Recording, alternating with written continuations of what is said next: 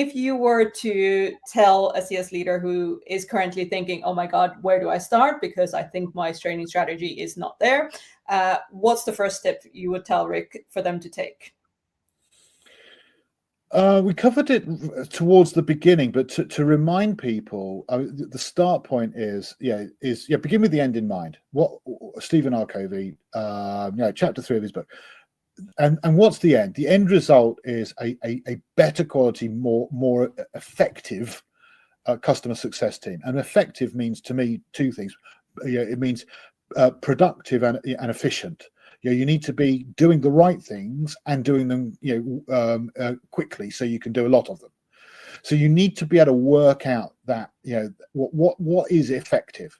You need to find out what would make my customer success team deliver the most value to my company. Then you can do what we were talking about earlier, Minna, is we can do an audit or an analysis of our current capabilities to see, well, what are we currently good at?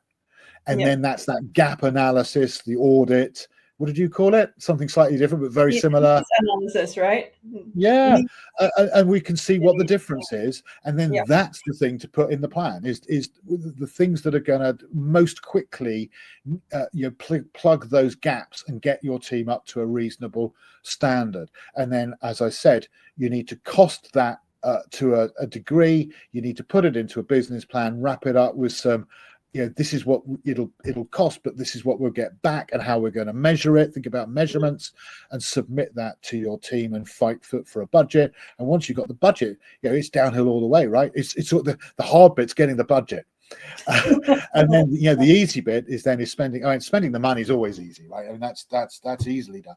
But make sure, as I said, that you're realistic in terms of the time that you're going to give your team. How are they going to do this? They're already at 120% capacity. You can't do training. You're going to need to think about that.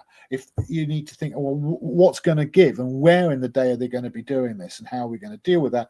And then the ongoing support, as you rightly said, there's no point in doing point training and then them forgetting it and going back to what they're doing because they're too busy. We need to make sure, again, we do the ongoing coaching, we do the rewarding, the incentivizing, we make the changes. And it's up to us. Do not expect your team to do it. That is the team leader's role. Yeah. Enablement, right? Enabling them to be able to benefit from enablement, that. Empowerment, and incentivization. And to an extent also, carrot and stick.